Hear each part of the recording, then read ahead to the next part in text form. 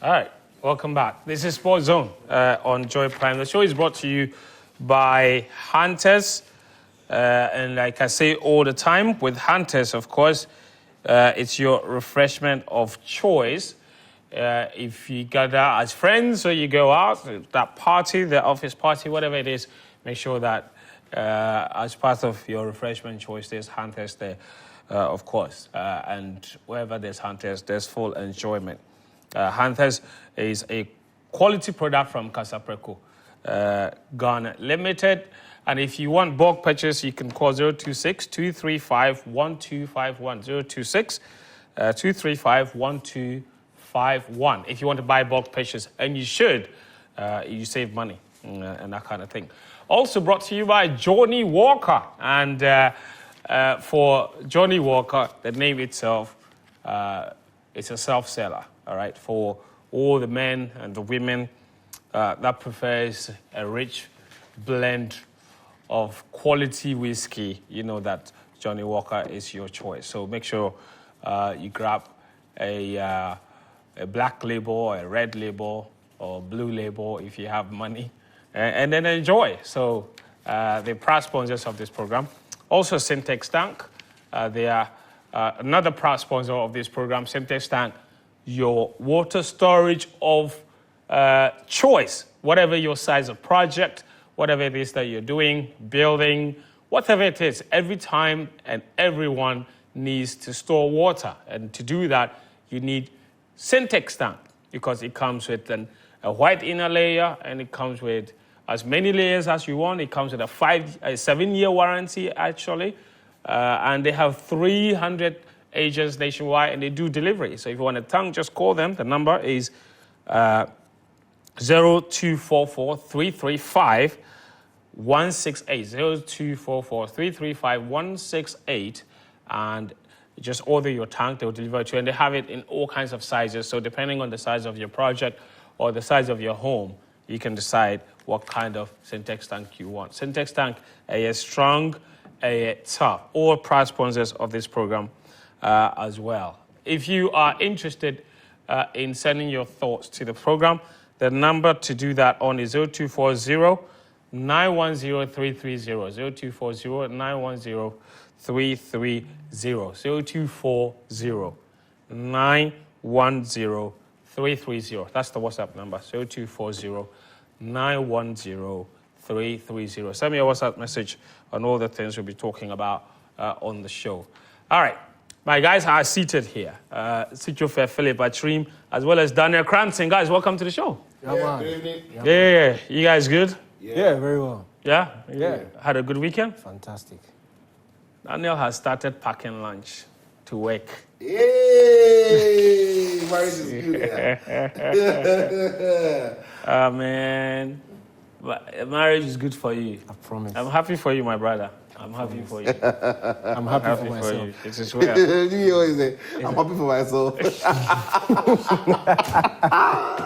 Man. All right, guys, welcome to the show.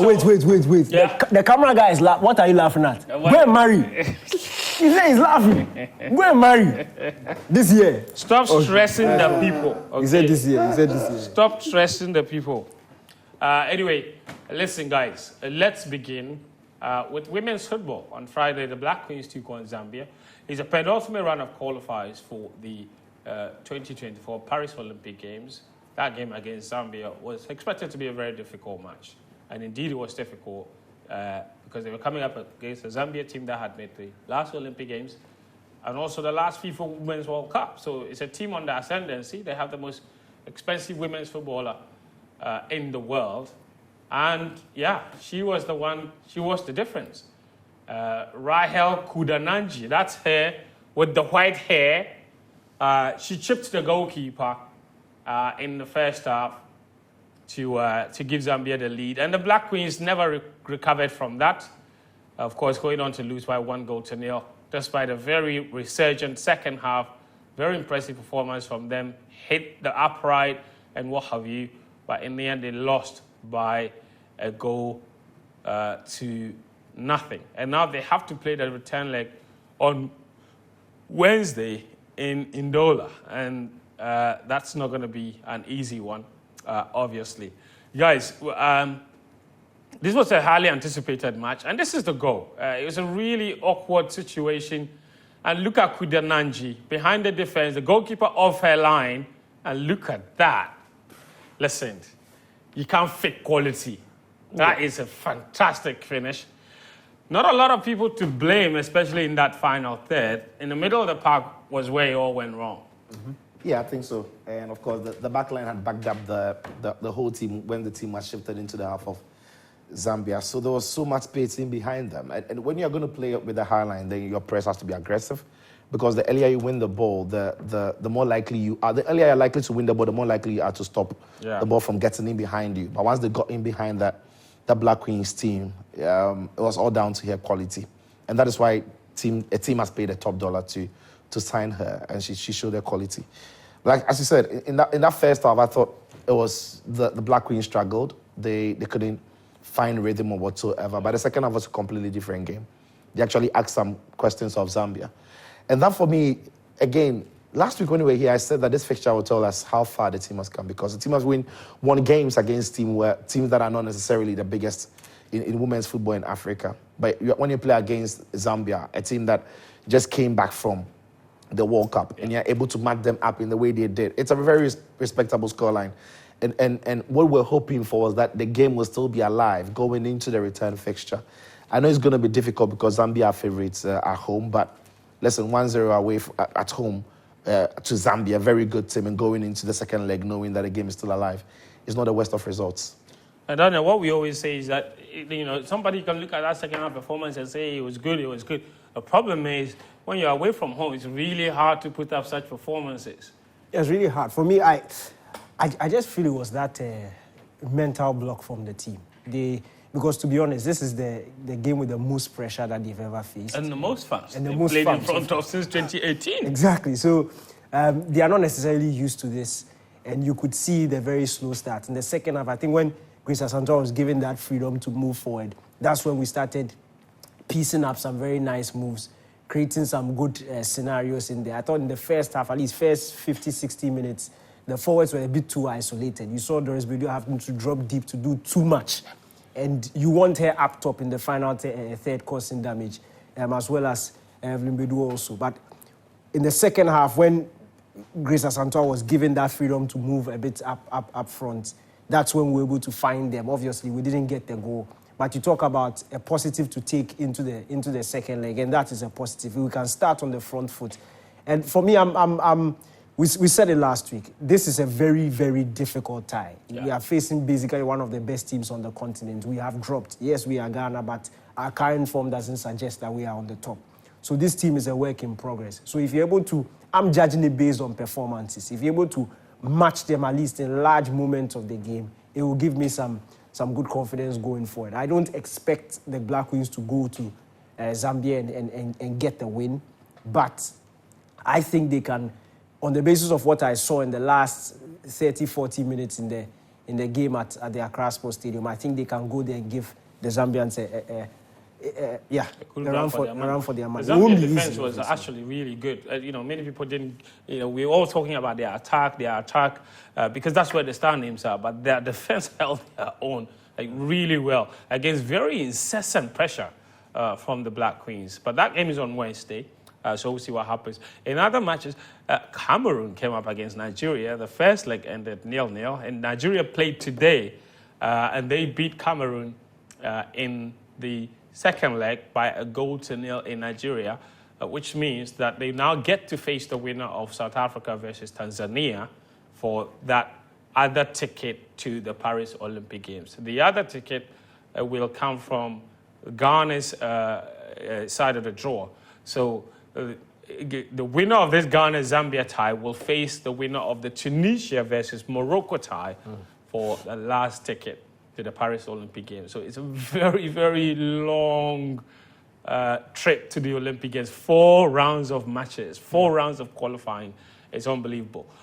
Before the game, there were some people who thought that the Queens were going to qualify once they beat Zambia. It was another round of games waiting for them. So we wish them all the best. Let's come back home and talk about two other Ghanaian teams looking for continental glory. Let's talk about Midiama Sporting Club. They were playing in the Champions League, and their only hope was to beat Al Ahly here at home to stand any chance of making it out of a very difficult group. That didn't happen. They lost by a goal to nil. And so Midiama are completely out. And listen, it's... Sucho, you said this on radio the other day that, Midiama were always going to struggle. And to make matters worse, they sold one of their best players, if not their best player, Jonathan Sowa, to a Libyan club. And coming up against Al Ahly, who, by the way, is so professional. They came to Ghana with everything, including water, food, and they were interacting with school children. The whole package. You can't hate the club, and they got what they deserved. Yeah. I mean, it's Ali. And they were not even at their best on the day against Midiama, but even that, Midiama couldn't find you. And it was telling, wasn't it? When you sold your best player, who happens to be your goal scorer, you don't replace that quality with a snap of the finger. I know Diarisi Taylor is back and it's on their team, but what kind of Diarisi Taylor do they have back? Is it the Taylor we saw 2 years ago who was scoring a lot in the Ghana Premier League? The answer in the end was no. I think it's an experience gained, but my problem has always been that the lack of continuity with a group of players, because even though this group of players have gained the experience, maybe the next time Midiama have got opportunity to play, none of them will be around. So what would the experience count for? The experience then will be down to the management team, but even the technical team might not be there. So it's almost always a one-off for Ghanaian clubs when they play in Africa, and that for me is the disappointing thing. Midiama themselves also let about 7 players leave for Moldova. Malta, I believe. Malta, yeah. Maltese clubs. Yeah, before the campaign even started. So I think all of that are combined. And those were crucial in winning the league. They were very important players to them winning the league. So we just knew that it was going to be tough, especially in the Champions League. The Champions League is a different ballgame altogether. And so, yeah, they did put up some spirited fights here and there, but in the end, it wasn't good enough. Let's show you confirmation of Midiama's group standings. I think they were in Group D, I believe. What that looks like right now. Just go through the groups for you. Foley, who has made it to the quarterfinals and who still has an opportunity to do that. Okay, Midiama have no chance whatsoever. So this is Group A in the CAF Champions League. This is the CAF Confederation Cup, I believe. This is Confederation Cup. This is Champions League. Thank you. Now, this is Group A. The standings are there. This is TP Mazembe, Mamelodi Sundowns. Clear winners. The difference there is huge. FC Nwadibo, Pyramids, both out. So Mazembe and Mamelodi Sundowns through to the quarterfinals. Let's go to Group B then and show you. So Asec Mimosa also through to the quarterfinals. Simba FC and Wydad AC have it all to do in that last game. In fact, even Jwaneng Galaxy also still have a chance in that last group game. Now, Group C, Petro Atletico, if you like, with 9 points. They're technically true, but it is true, but ES Tunis. Where they finish will be that's it. So they're technically true. So Petro Atletico have sealed their place in the quarterfinals, but ES Tunis, Al Ahly, and Esperance, all of them still. Esperance and Setif. Yes, ESS is Setif. Still with an opportunity going into the last game. This is Midiama's group. Al Ahly, with 9 points, have sealed their own qualification. Where they finish in the Group A is the issue. Young Africans still have a chance, so do CR Blue Star. But Midiama, of course, absolutely no chance of making it to the quarterfinals. All right, let's talk about the CAF Confederation Cup. That's where there is hope for Ghanaian clubs. Dreams FC, they played at home to Club Africain. They won by a goal to nil as well. And that game was played in Kumasi, and it ended 1-0 on Sunday in favor of Dreams FC, which is taking them up to 12 points now, Daniel. But interestingly, they're still not through. But that's wild. To get 12 points, from the group stages and not qualify would be a great injustice. Look, they are basically through. They are all but there. They look at the stand. It's going to take a lot for them not to qualify. But for me, it's been a remarkable journey. Look, this is a relatively young team or a relatively young side. First time they are competing on the continent. They've gone through the qualifiers. They've gone through the group stages. And as at the last T-1 match day in the group stages, they are sitting on top of the standings. It's a remarkable story for Ghana football. We know the state that we are in, but for especially this season, to have two clubs in the group stages of the Cup Interclub, and to have a chance for Dreams FC to go through to the quarterfinals of the Conference Cup will be huge. And for me, again, mathematically, they are not yet through, but we know that they are basically there. They are basically there, and that will be huge. We are just waiting for that last match day for them to do what is necessary for them to go through. But it's brilliant. Karim Zito and the guys at Dreams FC have done a fantastic job. I'm sure they may not be the choice of Ghanaians, for Ghanaians, obviously, in terms of the team that will go out and go and do well. But they've done it anyway, and it brings a lot of hope to our football that this is possible. Look, if you do the right things, you can actually go out there and succeed. And for me, I'm really, really hoping that they will go, although I believe that they are basically already qualified. But their last game is against Rivers United. Yeah, away in Nigeria. Mm-hmm. And Rivers United, if they win, then Dreams FC are in trouble, especially. That is the problem. Especially knowing that Club Africain will beat Lobito. Absolutely. So that last game, they need to avoid the defeats. Yeah. A draw, a win, they go through. I'm saying they are basically through because goal difference favors them, head-to-head favors them. No, so this is the problem, though. Head-to-head is what CAF uses first. Yes. Mm-hmm. Now, they beat them 2-1 here. Mm-hmm. So if they win 1-0. Yeah. If they win 1-0, they have an away goal here. Okay. So Dreams are out. So there's still plenty hanging on that fixture. It is a lot is hanging on it. I guarantee you, the only way Dreams go through is get if a they draw don't or lose win. in Nigeria. Get a draw or win.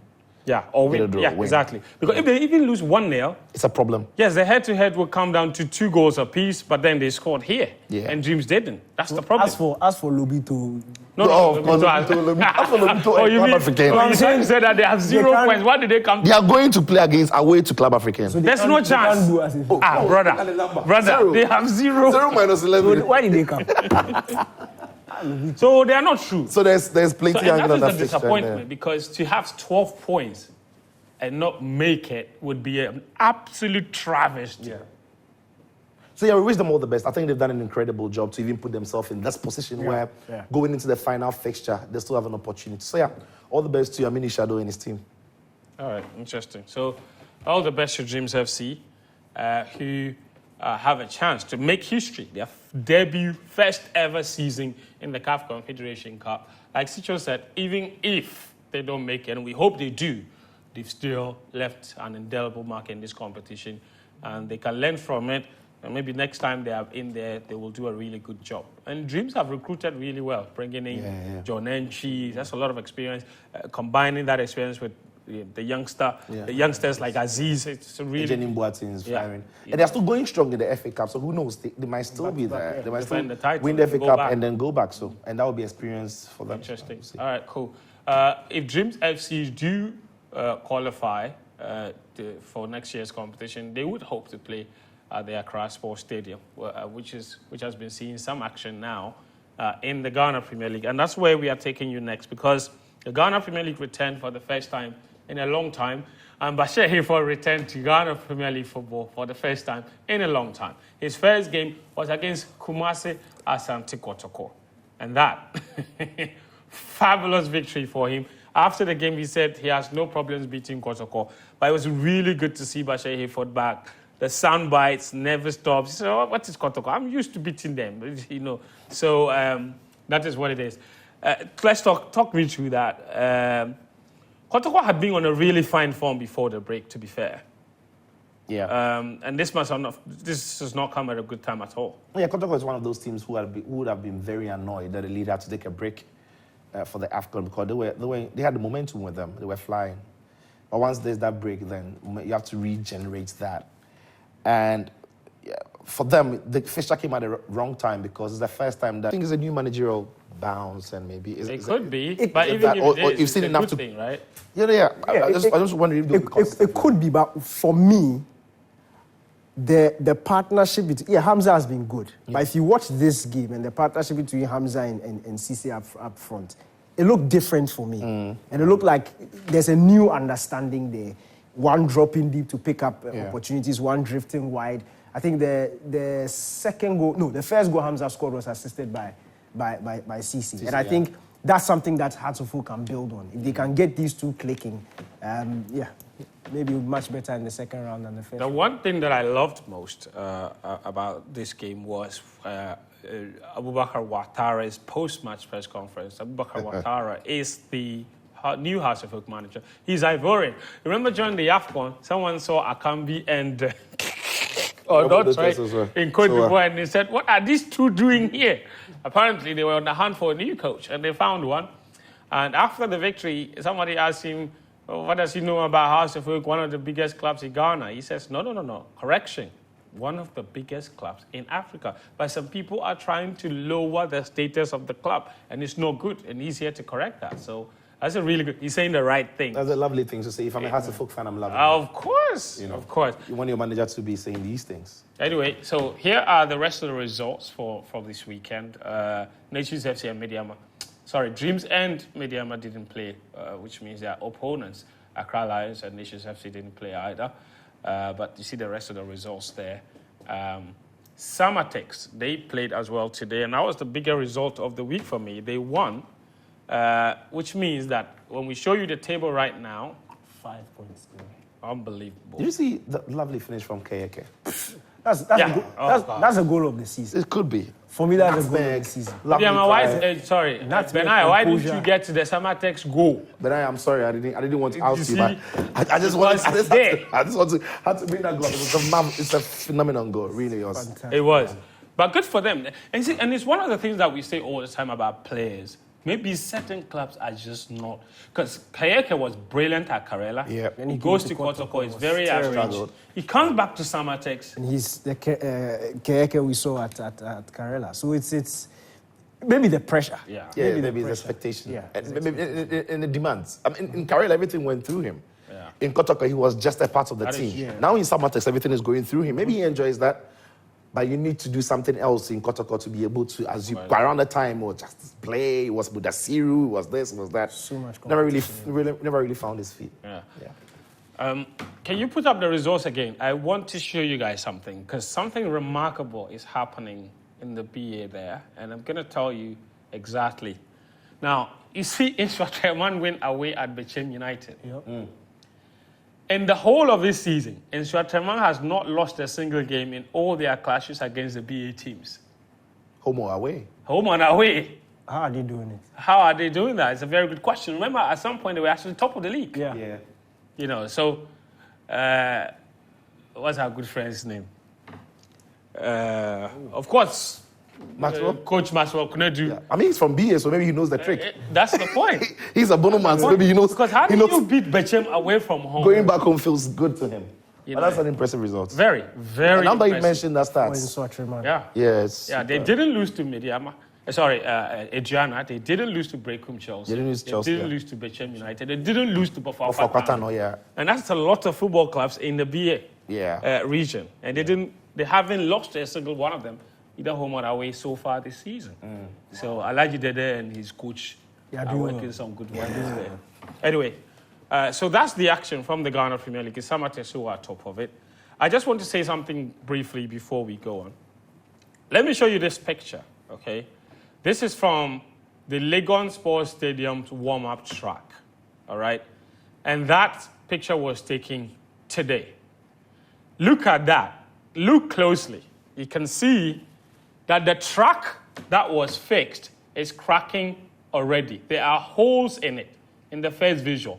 And that's because of this material that people have left on the pitch. So just look at the second part of the image in the middle box. You can see that it's cracking. Now, that's the warm-up track. And this is a quality Mundo track installed at the cost of millions of cedis. And this was installed only 2 weeks ago. No single athlete has trained on this just yet. In fact, the lanes have not even been ruled on this warm-up track yet. Lanes have been ruled inside the stadium's track, but not on the warm-up track. And the reason is because of this. Now, who are the people leaving these chairs on the tracks and already damaging this investment that hasn't even started reaping results? This is the LOC's decision to give the warm-up track and the stadium to the people rehearsing for opening ceremony for the Africa Games. So opening ceremony is taking precedence over the actual reason the track was laid there, which is practice. So athletes haven't even started to train on the track and is already showing signs of decay, signs of destruction. What are we doing as a country? What is the meaning of this? We haven't even ruled the lanes for this track, and we are putting these sharp objects on these things without covering them. Nobody cares. This is the track, brand new, only laid last week. We haven't even ruled the lines on it. And this is the same thing we're doing to the track inside the stadium.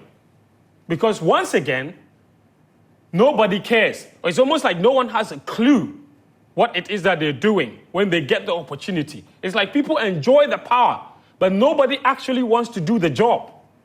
Because this is poor, it's unacceptable waste of resources. You understand me? And listen, people say that, for example, we have to be positive. We won't be positive when there is something positive to report. What you need to understand is, as part of the media's job, we have to be a watchdog for society and for the people in power. And on that level, we have to call out the people at the LOC of the Africa Games, or else a massive embarrassment is loading for this country. Because listen to me. Now, the track is ready. No single athlete has trained on the track just yet. The track is close to athletes who are training for the Africa Games. The only time any athlete from Ghana or anywhere will get access to the track is on the 9th of next month, of March. The same athletes that we have tasked to finish in the top 5 in the medal table. Tomorrow is the 27th. Tomorrow marks the start of the Games. The Games open on the 27th. In other words, if any country wants to send athletes to Ghana, officially, they can start to send their delegation to Ghana on the 27th, which is tomorrow. So then you ask yourself, if anybody sends athletes to Ghana right now, where are they going to train? Because no lines have been ruled on the tracks. Because you're using it to practice for opening ceremony. Is that the only open space where opening ceremony rehearsals can be done? Tell me. And you're destroying the track on top of that. So our athletes don't get any access to the track. In fact, Ghana Athletics had decided that they were going to collaborate with City TV to organize a testing event for school children on the track. That had to be cancelled because the LOC have decided that an opening ceremony rehearsal is much more important than actually testing the facilities. So what it means is that you're inviting 55 countries to Ghana to come and compete on a facility that has never been tested, because there will be no opportunity to test these facilities before the athletes arrive. What kind of incompetence is that? So what if on the day of the Games, when they start the actual competition, you realize that some things are not working? What time do you have to fix them? Who told you that was a good idea? And as we speak, we don't even have, countries don't even have their official list. So we have no idea who is coming to Ghana with 12 days to the Games. No provisional list, no official list. Because where they are supposed to submit the list is what you call the Games Management System, which we paid $5 million for. Only about 40 days to the Games. And now Atos, the company that is building the software, are rushing against time. So they built something, sent it to them, and in their trial period, the thing crashed. So the games management system is already crashing. So the people can't submit their athletes list. Accreditations. We are 12 days away from the Africa Games. No single media person has accreditation, both local or international. How do you plan with that? LOC, what have you been doing since 2020? Technical staff don't have accreditation. Athletes don't have accreditation. We don't have a list. Nobody knows who is coming. Marketing. Which athlete are you using to promote the games? You know how many athletes we have on the African continent who are actually superstars? Fabrice Zango. He's a defending world champion in the triple jump. You have the world record holder in the women's hurdles, 100 meters, Tobi Amusan. Nobody knows if she's coming. We have Africa's fastest man, Ferdinand Omanyala. No one knows if he's coming.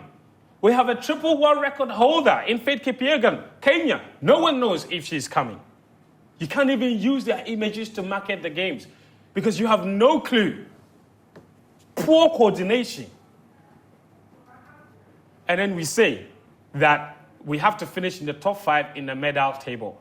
I guarantee you, Ghana would probably have its worst ever participation at the Africa Games. The highest medals we've had in the last 5 Africa Games that we've competed in is 25. You're hosting games.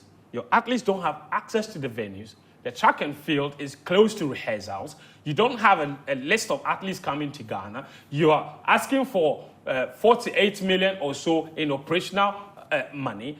What are you using it for? Because so far, the money you've had, you've not shown us that you're using it well. Last week, we showed you the cricket. They're now building the dressing rooms at the cricket over at the Achimota school. You're now building. It hasn't even been roofed. You want us to report the positive? We will. But when the negatives come, we will tell the people what exactly you have been up to. Except, I don't understand.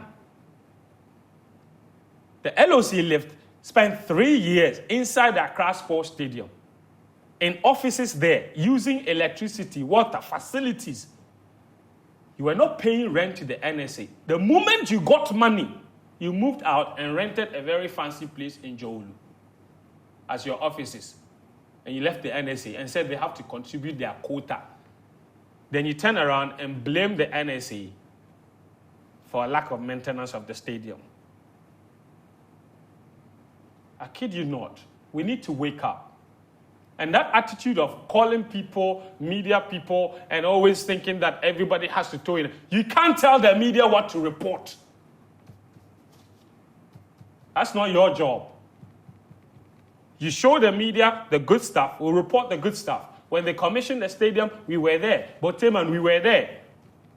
But if you are damaging facilities because of poor decision making, we'll report that. It's an absolute shame. And for me, the disgrace and embarrassment that is loading will be cosmic if we don't wake up now. We can organize the games and bring people here. But the quality of participation in itself would be a massive problem. Who are the potential medalists? What medal are you going to win? In which event? Which boxers are there? Which tennis players? Which track and field athletes? Have you seen the times our track and field athletes have been running recently? Have you invested in their training? They don't even have access to the track to train. Where should they train and come and compete? You've closed the track too. But now, let's take a break. All right, welcome back to the show. This is Sports Zone. Apologies for my rant earlier. The number to send your WhatsApp messages to is 0240-910-330. 0240-910-330. Okay, that's the number. I've got some messages here. We're enjoying your program here at China. A very sad weekend for Ghana and Chelsea, but there's always another time. As Castro Steve in China. China. It's in the Upper East region. Oh, I hear China. That's what I was asking if it was Japan, China. Oh, okay. China. Okay, it's China.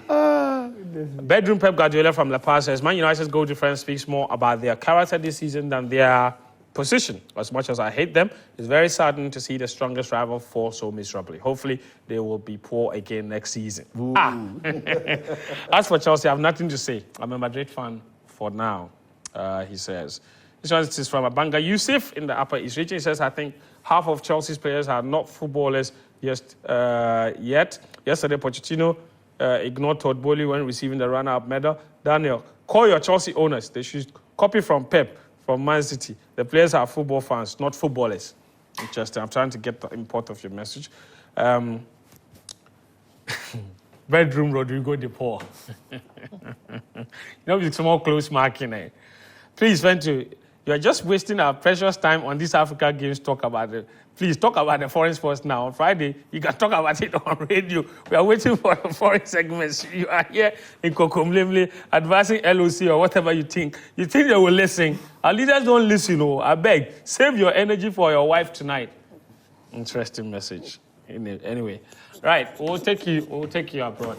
Before we do that, let's check in with Karim, who's here with Ghanaian players abroad with some lineup. Gentlemen, how are you? Welcome me. I'm just touched down from LA. Just say gentleman. You touched down from where? LA. What does LA stand for? You America boy, you don't know LA. No, LA is La. La General Hospital. Los Angeles. Los what? Angeles.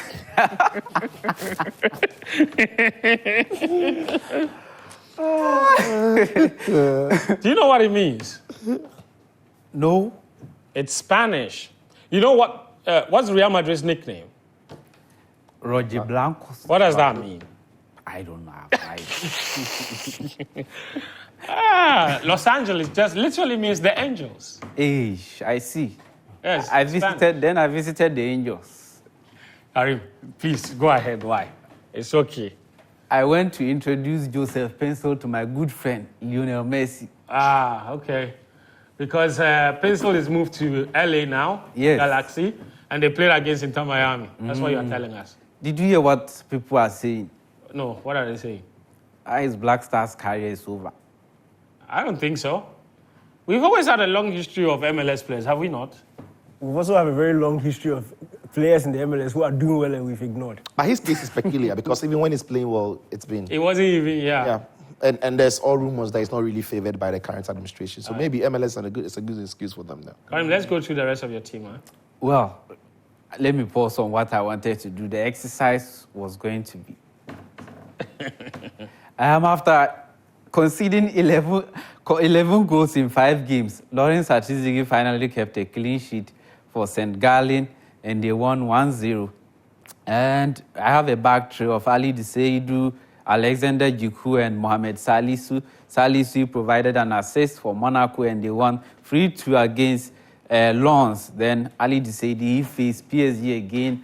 He likes playing against them, and his PSG needed a late penalty from Goncalo Ramos to draw 1-1 there. Then Djiku played for Fenerbahce, and they won 2-1 against Kasimpasa. Then Lawrence Ofori, a youngster, played for Moreirense, and they won 1-0 against Ferreirense. That is in the Portuguese league. Elisha Owusu returns from his red card suspension to play for Ejoxe, and they drew 1-1 against Bastia. And in that game, he completed about 90% of the passes he attempted. Then Augustin Boachi again last week, I talked a whole lot about him, and he played again for Wolfsberger, and they won 1-0 against Lask Linz. And in that game, he completed the most dribbles. Then Joseph Pencil, in a game that has Lionel Messi in it, and he completed the most dribbles, 2 more than Messi.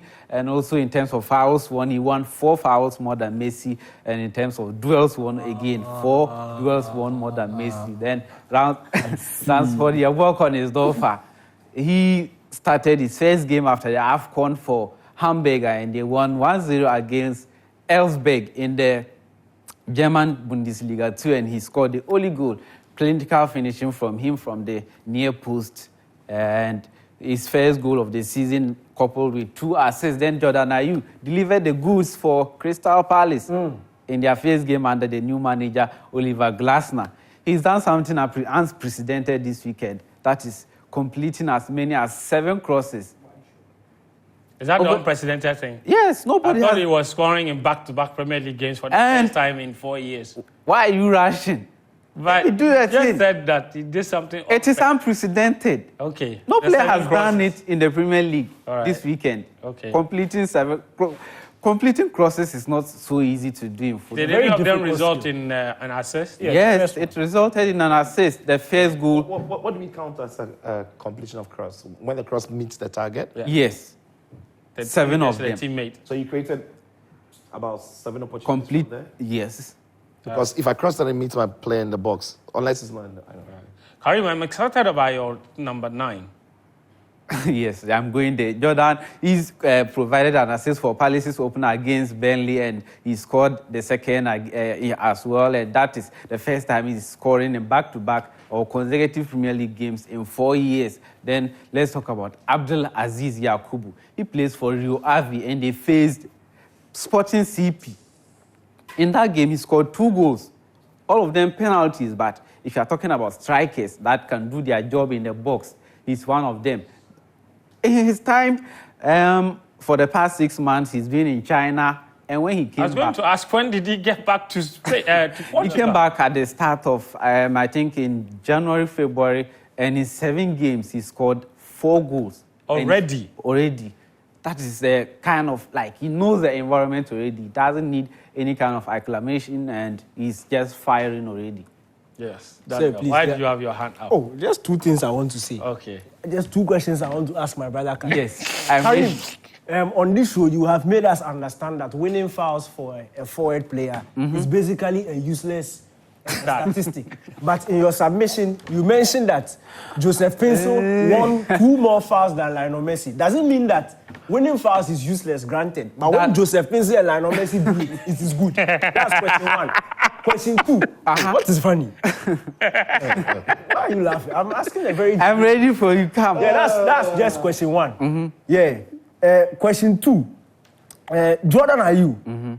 Yeah, he scored an assist. He bagged an assist and then he scored a goal. Yeah. Last week by this time, he had scored against Everton. Yes. So he scored 2 goals in the week. I have seen you do player of the week for some players. Yes. Last week, you gave player of the week to Augustine Augustine Boache. Boache. So why didn't you give player of the week? And question 3. He said 2. Oh, this one is last one. Last one. Question 3. Do you remember the first show we had after the AFCON? Yes. Karim made us believe. In fact, that wasn't on Sports Zoom. That was on AFCON today. Today, I was watching from home. Sorry. Karim made us believe that if you score 2 penalties, it doesn't mean anything for a forward player. A forward player is supposed to contribute in creating chances, scoring proper goals, as he said. But today, Abdul Aziz Yakubu is on his list for scoring 2 penalties. Yes. So I want to understand, is it that... His statement was, even though there were 2 penalties, it wasn't easy. He wasn't easy like that. So is it that when other players score 2 penalties... The criteria is different for different players. I just want to understand. So Karim, please... Are you asking a question or you are making statements? No, I'm asking. That is not a question. You are making statements. It's a question. A question is supposed to be 1 sentence. No. Okay, starting from the last one. I can't remember when I said a penalty is not... Sit down. It's not as important as whatever. He says he can't remember. Are you in his memory? In his memory. Okay. The second one. What is it? The second one. You lost track of the question. The middle one. Last week, you gave player of the week to Augustine Boache. The player of the week is not about who performs so well that I have to go and look for stars to back him. Jordan Ayew is a well-known player, and we know him. You claim that he plays in one of the best leagues in the world. I claim. Karim, hold on. Is your player of the week basically a discovery of the week? It's not discovery of the week. Like, if I'm looking at player of the week, a young star that maybe, or a player that has gone missing for a long time that we don't know anything about him, that is what I base on to look at. So in that case, this week will be Abdul Aziz Yakubu, but basically he's not played so much that you look for stars, maybe chances created. And then the last one, the fouls one.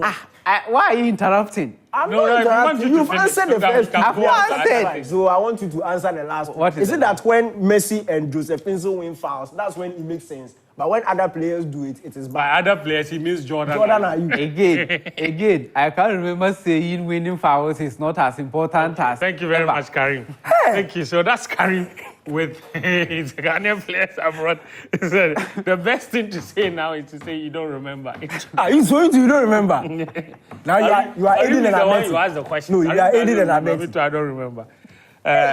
All right. Charlie. If you don't remember, Karim, if you don't remember, you don't remember. Next week I'll bring videos. Let me take you to England, where Newcastle United, of course, had a nightmare game coming up against Arsenal. Arsenal were unstoppable, beating them quite comfortably. Let's take a look at the highlights. Arsenal Football Club showing week in, week out, they are here to stay. They are there for the long haul. Another very convincing victory, scoring 5 goals. 4? Yeah, 4 goals. Against the Newcastle team that absolutely had no answers to everything Arsenal had threw at them. Daniel, I mean, there's not a lot to say except to point out that Kai Havertz is in a great goal-scoring form. Is he not? Oh, there's a lot to see. Go ahead. Say what you need to say. At the start of the season, Yes. the machine was now slowly. It was slowly building. Shove it in my face. And even when the machine was slowly Shove building, it in my face. Arsenal were getting the points. Yeah. And I told you that is a mark of a championship team. That's right. That you're able to get results whilst you are still tweaking things. And I told you, I gave you dates. I said by the ending of October, early November, you start seeing something. That's when Harvest started banging in the goals. But by that time, Harvest machine, it was done. But the rest of the team, we still had to tweak on 1 or 2 things. So we went into Christmas. And then that's where everything came together. Look, this is a team we saw last season. Yes. We saw last season the system was set. It was beautiful. It was working. Obviously, when you bring in some 1 or 2 players, they will have to gel. There are certain players that need special attention. A player like Kai Havertz, you need to mold a system around him, one that he can easily fit into and then start playing his football. And whilst you are doing that, you also need his teammates to understand him. So the important thing is that whilst those things were going on, Arsenal needed to maintain their winning streak, or they needed to get results. And they were able to keep themselves very close to the top. So when the machine, now it is well oiled. It's it's not making noise. You understand? It's like a train. It's going like... It's not creaking It's not... again. No. You don't hear any sound. Cruise control. So you see West Ham, they collected 6. Yes. Some other team to collect Last 6. weekend. Last weekend. 5. Yeah. And now 4. 4. Next week, 3. 3. A week after that, 2. We don't go down. Then 1. We go to 6 again. You see, now it is set. And you see the usual suspects. Martinelli is playing well now. Saka is banging in the goals. Unbelievable. Odegaard is back on form. And now the guys they've brought in, Kai Havertz is banging in the goals. It's just about understanding and time. Yeah. And when you are very sure about something, in fact, when I am very sure about something, sometimes don't doubt me. Oh. Don't worry. Okay. Don't doubt me. Okay. You said you know Kai Havertz. Collect your Now flowers. look at what Havertz is doing. Collect your flowers. You can, I'll collect it. I'll collect it at the end of the season when the Premier League trophy is here. When Kai Havertz's run ends, when his goal scoring run ends, we'll be here. Don't worry. Matter. He has his seat. Yes. Arsenal as well. I think one thing I like about them is how effective they are with set pieces. Yes. They are scoring a lot of goals from set pieces, and they are conceding very little from set pieces. And that accounted for 2 of their goals. In previous games, accounted for plenty of. That's why Gabriel has scored 5 goals already this season. You know, so yeah, it's good to see them play this way. For me, Saka scored twice. Havertz scored. I thought Martinelli was really good in this game, as well as Jorginho. He was at the thick of everything. That was great. At the front. Jorginho had a really good game as well. He enjoyed himself. I saw you tweeting about Jorginho possibly in that Chelsea midfield. And they have injuries, but they are not complaining. Yeah, they've got injuries. Yeah. Some big injuries as well. Big injuries, they are not complaining. Yeah. What about Man City? They took on Bournemouth. They needed to stay on top of things, especially after dropping points against Chelsea. And they took a very slim victory, but they still got the victory, all 3 points as well. All right. Man United lost by 2-1. Sichu, they benched your favorite player, so I thought that was the solution to all their problems. It wasn't. Yeah, I mean, Obviously, that wasn't going to be the solution. Anthony's a bad player. He's been bad for Man United, but I don't think he's the only problem at the club. The 2-1 defeat to United is a flattering scoreline to Man United. It should have been worse. Could have been worse, I should say. To Fulham, yeah. Yeah, Fulham didn't take their chances. They created plenty of them. And that last goal you saw, a Wobby score, there were 1,000 scenarios of the same kind during the game. Yep. And it's not only this game. And that is where I think Man United's recent victories, I think they had won in their last 5 games or so. It was all a mirage, really, because they won Yeah, it was. They won by playing exactly the way they played against Fulham. And they got away with those games, right? They were not playing well in those games. They could have lost against Wolves, they won. They could have lost against West Ham, they won. And there are many, many games. And the way United played in the game against Fulham, it's been a feature throughout the whole season. It's not been a spell. You can't say that at the start of the season they looked solid, and a couple of injuries came and so they fell off, and now they look solid at some point, and now they don't. No, they've always been this expansive, this open, and this almost easy, careless. This easy to go through them in the middle of the park, and it's been a feature, a habit, and a characteristic of the team throughout this season, and that for me is a coaching problem. I'm not saying the coaching problem is the only problem with the club. Yeah. There are bigger issues for them to deal with. Issues. But when it comes to the way the team, they've approached games, the way they've managed games, the way they are so easy to run through, that has been a characteristic of the team, even when they've won. And that's the thing I want to say. Even when they've won, they've not... Looked impressive. I can't convincing. I can't remember one fixture this season where Man United have completely taken control of the fixture for 90 minutes or maybe 70 minutes. I can't remember one fixture. And even if somebody can remember, you can list... You won't cover your full hands, one hand, if you list them. You might only give me a fixture or two. And so that is the problem with the team. They have no... They lack control. They lack every control. The midfielders, they've got great individuals. Maine is great when he's on the ball, but off the ball, he's still young, he will grow. Casemiro's return, nothing has improved in the middle of the park. Bruno Fernandes is chasing shadows and complaining and committing himself into zones he shouldn't be. And the backline as well, it's just not looking good. Almost. And Fulham deserve to win the game in the way they won it. And yeah, for United, they've won games coming into this one, but like I've said, they didn't play well in those games, and it was only a matter of time. Fair enough. So United deserve to lose, according to Sicho. Let me show you the full results from the Premier League. West Ham just beat Brentford, I think by 5-2 is the scoreline. Yeah. Gerard Bowen scored a hat-trick in that match. It was unbelievable. They won 4-2. Assists. Yeah, 4-2. He scored a hat-trick, and Kudus assisted the third goal. That game was played just less than an hour ago was when he concluded. But these are the other results from this weekend. The Palace victory, you see, 3-0. Jordan Ayew scored one of the goals and assisted another one. Aston Villa, they beat Forest 4-2. That was expected. United's result, you see there, Brighton and Everton also ending in a stalemate. Arsenal's victory against Newcastle. You see Wolves against Sheffield United.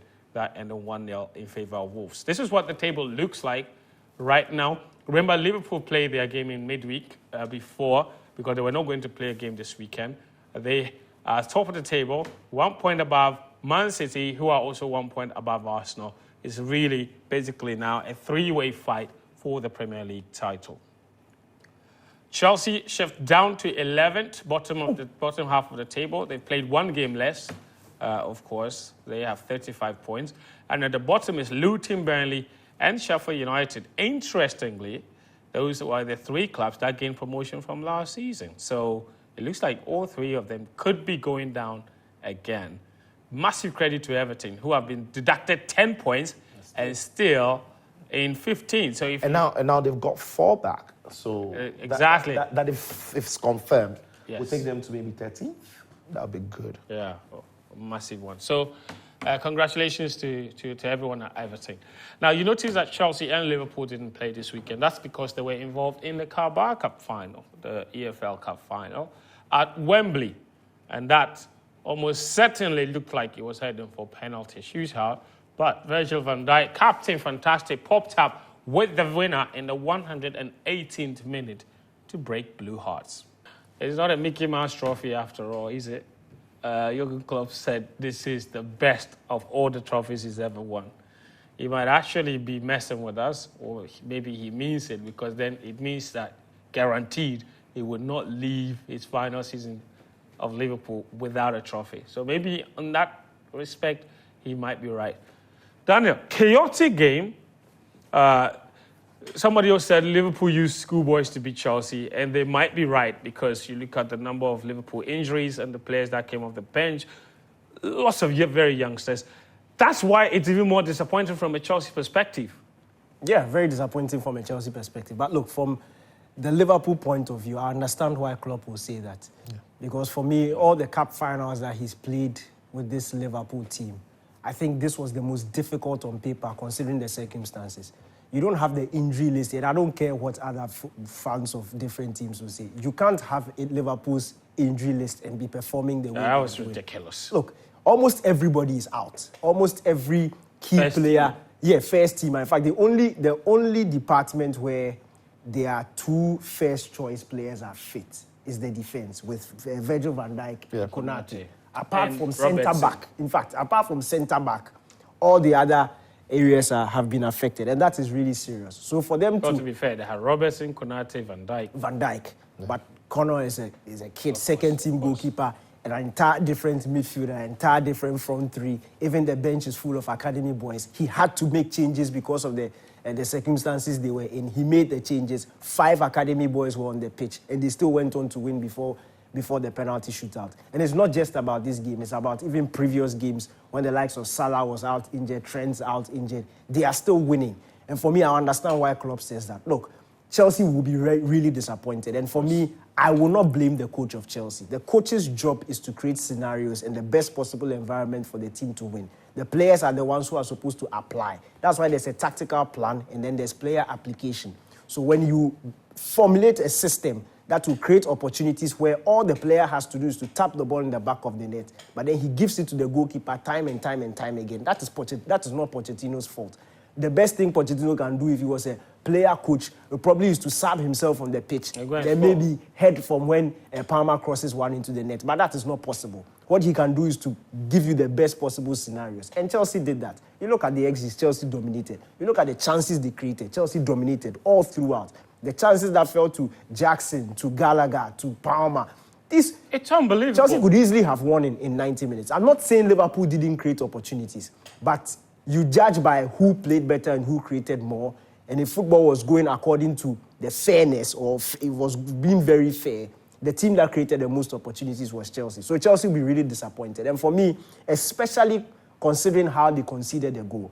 In extra time, 2 minutes to go, maybe you are now preparing your notes for penalties and all of a sudden it happens. But it just shows you how good this Liverpool team is and how good the system is. And for me, the belief in the project that Klopp has built at this club, it's brilliant. That you are in a cup final, you've named a bench that is basically 90% academy boys. You know that there are games this coming weekend. They played one 3 days ago. Yeah. You have to make changes. You can't go with an already depleted side throughout. Even during regulation time, they lost Gravenberch to an injury. It looks like it's going to be a long-term one. So then they had to make changes. But even that, you continue to trust and you continue to stick to your system. They didn't change the way they played. They played the Liverpool way through and through.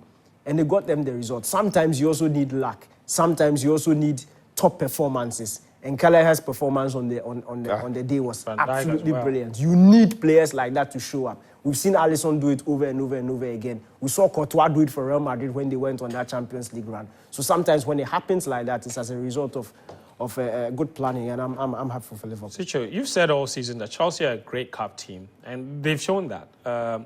Because a couple of weeks ago, they played against Liverpool in the league. They were not competitive. They played against Liverpool in the cup final, and they were the better team. But losing that will take a massive hit on just the confidence, and even the owners might start to reevaluate what exactly they are doing with this team. And Daniel mentioned the sticking point here. How are you playing like that one weekend, and the next weekend you are so poor and losing 4-1 to Wolves, and then the next weekend you are creating chances and not scoring after spending 1 billion. So if you spend 1 billion, you can't score. What are you supposed to be doing? The answer is quite clearly simple, and he said it. The reason I've always thought Chelsea is would be a very good cup team this season is simply because when you're going to play in the cup games, the mentality is different. It feels like a one-off. Yeah. And that is why when Chelsea have played some of the big games this season, they've done well because the way you prepare for big games as well can come to you as a one-off. But what they lack is the experience to go consistently. So City have got the experience to do it consistently, so they'll win about 10 games in a row. Yeah. Liverpool have got that in them. But I can guarantee you that if Klopp doesn't improve, the injury list of Klopp doesn't improve, these young players can't be consistent with results. Yeah. They can play well in certain games, but they might not have the mental fortitude to keep doing it and keep getting around circumstances that would arise in games. And that's a typical example for Chelsea. So when you expect them to be doing it back-to-back in league games, it's impossible. Because these are kids playing together. They are talented, they are great, but they don't have guidance. And a typical example is what we saw when Liverpool played. I respected Van Dijk the more. Everybody knows my style with Virgil van Dijk. I think he's good, but it's not as good as people have made it look. Yeah. But I respected him the more, not because of the way he played, but because of the way he led. And his experience was crucial. So Van Dijk, Endo, and Luis Diaz. Mm-hmm. So if you realize Klopp, he didn't get Endo off the pitch. He's a 31-year-old man in the middle of the park. And it was straight away, when the kids came on, he was giving instructions, stay there, go there. Van Dijk was doing the same at times, screaming at players. Luis Diaz would lead by example from the front when those young lads came around. You need that in and around the team. For Chelsea, there isn't that. The expectation there is for Enzo to be the leader, Caicedo to step up and be the leader, Disasi has to be the leader, Nkunku has to be the leader. And if the old players like Sterling have played, their form as well hasn't been good. So they can do well in cup games when they prepare for the one-offs. But if you want them to be producing results week in, week out, it doesn't work. And it is why I've said that the Chelsea project for me doesn't make sense. Because when you have 1 billion to spend, you spend it in a way that you build a balanced team. A balanced team is not one of great talents, but it's one that also has character. Mm-hmm. And what Chelsea have got in this team is talent, but surely not character. Yeah, and we've seen that. And so when you watch Chelsea, and Danny said it, their XG, the chances they created, it is not out of nowhere that happened in this fixture. That has been the habits and characteristic of Chelsea from the start of the season to this point. Yeah. Chelsea never scored goals. Chelsea have always created, but they don't have a finisher, they don't have a cool head. And so when it's happening in the final, you cannot sit and say that Chelsea, but if Chelsea took their chances in the final, they would have won. No. Chelsea have always not taken their chances this season. Here's the question. So it was bound to happen. Can Chelsea fix that problem just by signing one top goal scorer? Well, I mean, they've been here before. And that is why when you're building a squad, be careful how you build it because sometimes it's not just that one player, it's the whole thing, it's a whole system. And I remember under Thomas Tuchel, Chelsea looked so good that we thought as soon as Romelu Lukaku comes in, he's the final piece. Because Chelsea were playing so well, I remember. They were playing so well. They were depending on Kai Havertz to score goals. And as soon as Lukaku got into the side, it got worse. So the kind of striker matters. But the system that you build around that kind of striker also matters. Yeah. So for me, you can't just go around and pick the best young talents and expect them to straight away come together and win things. It doesn't work. That is not football. That can be in another sport, just not football. And that is why Chelsea lost. They didn't lose because they were unlucky on the day. They lost because throughout the season, they've not been scoring. They don't have the experience to keep going in character, yeah. All right. Very interesting takes. We will take a very short break. When we come back, we'll wrap up from Spain and, of course, all the other European leagues. You're watching Sports Zone on Joy Prime, brought to you by Syntex Tank, also by Johnny Walker, and, of course, Hunters. We'll be right back. All right, welcome back. We're on the last leg of the show. I've got some messages here. This one says Manchester United with handicap 1 could not go through. What a disappointing team. Ahmed Adams in Tamale. The destruction on the track is out of ignorance. People need to be educated. Fair and tell them. That's Okovic in Adenta. This one says, watching you live from Bandai, which is Karim's hometown. What happened to Chelsea yesterday? Bayong Al-Hassan is asking. I think we showed you. This one says, I'm very disappointed in my darling club, Chelsea. Last night, they got chances but couldn't take them. Pada from Asaman Kesi. And then this one says, I'm enjoying your show. Please, how do I get in touch with your panelists wearing the blue coat? I would love to have his contact. I'm Desmond from Mamprobi. I think you're referring to Sicho. He's right here. Chelsea always chill to the marrow whenever they meet the color red. Yesterday's match was without exception Aminu in Napali. Find the highlights. You can watch them on YouTube. That's our show for tonight. Thank you to our sponsor, Syntex Tank, Johnny Walker, as well as Hunters. My name is Fentio. Fentio. This show will be available on YouTube tomorrow on the Joy Prime channel on YouTube. Until then, do take care. We're back again next Monday.